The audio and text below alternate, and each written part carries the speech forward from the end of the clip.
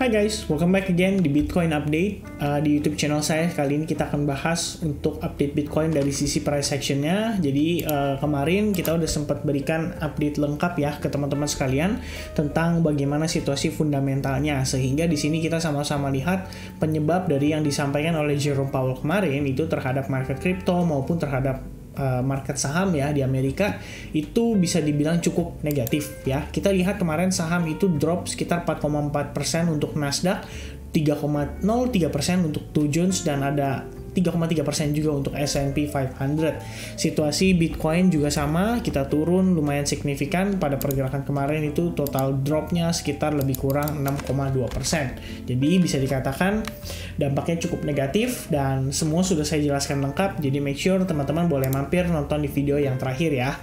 Nah guys, sekarang kita mau update dari sisi time frame weekly. Jadi ini sebenarnya kalau misalkan kita di sini mencoba untuk mencari tahu nih potensi bottomnya. Dalam arti istilahnya kita kan kalau misalkan mau berinvestasi kita juga harus tahu dong possibility yang akan kita lihat di market tuh seperti apa. Sementara ini ya kita bisa katakan Bitcoin semenjak dia kehilangan support dari weekly moving average 200 seperti pembahasan kita di awal pekan lalu, kemudian minggu ini kalau misalnya close candle-nya seperti yang ada pada kondisi saat ini berarti semacam konfirmasi ya daripada bearish engulfing yang terbentuk di weekly time frame minggu lalu. Jadi selain kita juga kehilangan support dari weekly moving average 200-nya, kita juga kehilangan momentum ya daripada buyers-nya. Kelihatan di sini agresif banget dari sisi sellers, dan kalau bigger picture, long term, kalau saya personally mungkin tetap ya teman-teman kita lihat di sini punya opportunity untuk melakukan akumulasi. Akumulasi dalam arti misalnya contoh kita menyediakan sejumlah dana, misalkan let's say 10% dari total aset kita untuk kita belanjain di Bitcoin. Mungkin pertimbangannya adalah dengan memperhatikan price action yang ada pada time frame weekly, di mana highest area Bitcoin di kisaran tahun 2019 itu mungkin akan direvisit ya, dan mungkin saja nggak dalam waktu dekat. Ini kalau misalnya kita berbicara untuk time frame weekly, ini mungkin bisa makan waktu 2-3 bulan sampai bahkan 1 tahun. Jadi kita juga harus istilahnya dilihat dari sini tuh punya pertimbangan ya, dalam arti kita masih punya potensi kok untuk harga yang mungkin lebih rendah ya, kita mungkin bisa pertimbangkan untuk bagi ya DCA-nya. Let's say saya udah sediakan let's say misalkan senilai 50 juta rupiah deh.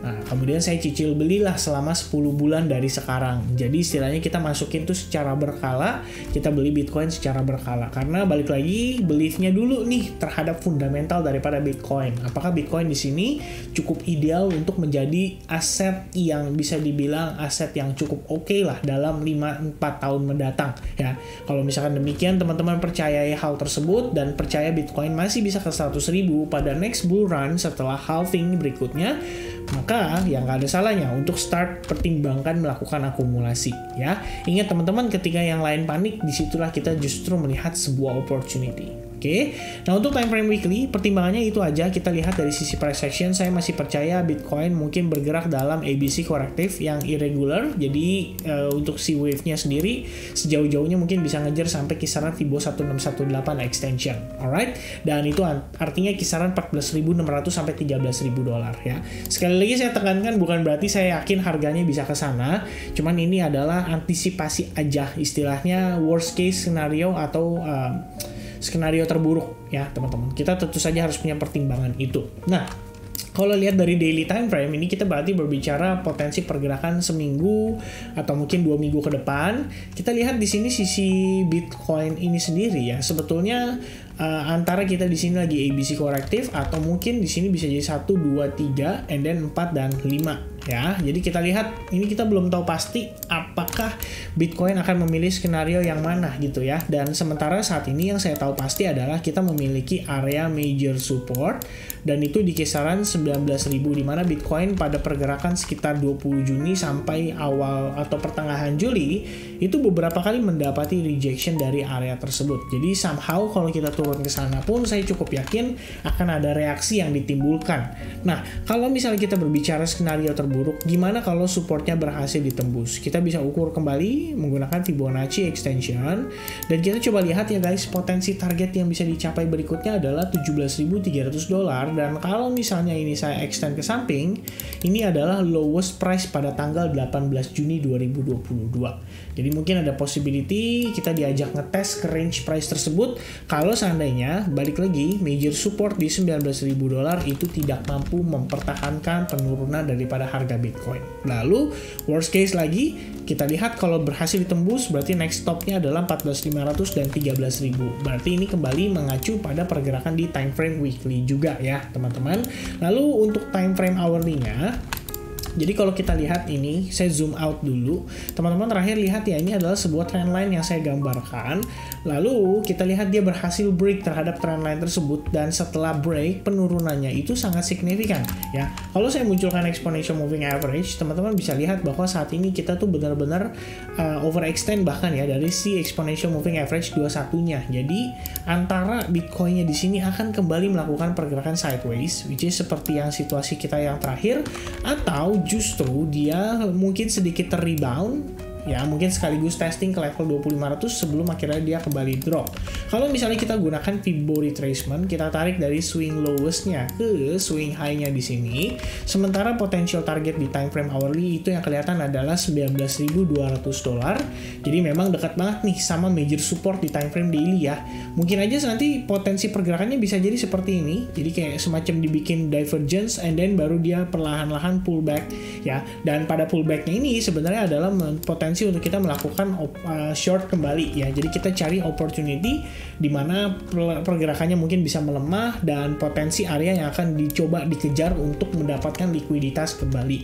Nah, kalau kita lihat dari time frame 1 jamnya, ini sebenarnya situasi kita tuh sudah break lagi ya. Dia sempat berhenti sejenak ya, mungkin untuk tarik napas atau mungkin buat minum Gatorade atau buat minum cutting bank, habis itu dia break lagi teman-teman.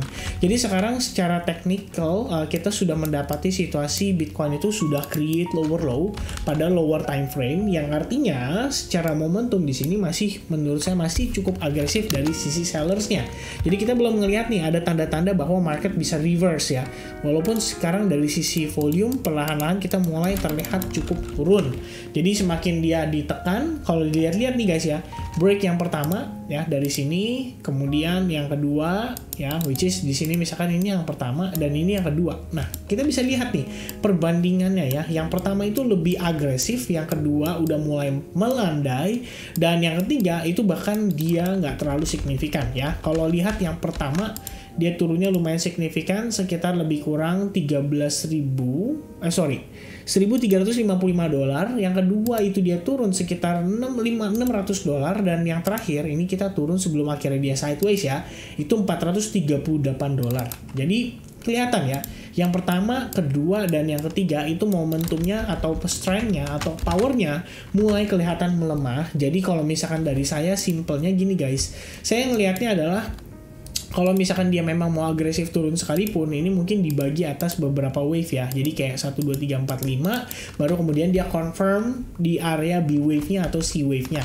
Sementara yang sekilas saya lihat seperti itu, dan sederhana aja selama kita ngelihat area yang saya consider sebagai area ini itu belum berhasil di break, berarti ya Bitcoin masih possibility-nya masih cenderung turun. Jadi kalau misalkan dia berhasil break dan berhasil maintain di atas area tersebut, baru kemudian kita akan melihat dia ada potensi untuk ngejar atau mungkin testing area-area support yang pergerakan sebelumnya. Jadi antara range 2800 atau bahkan sampai 21.200. Oke?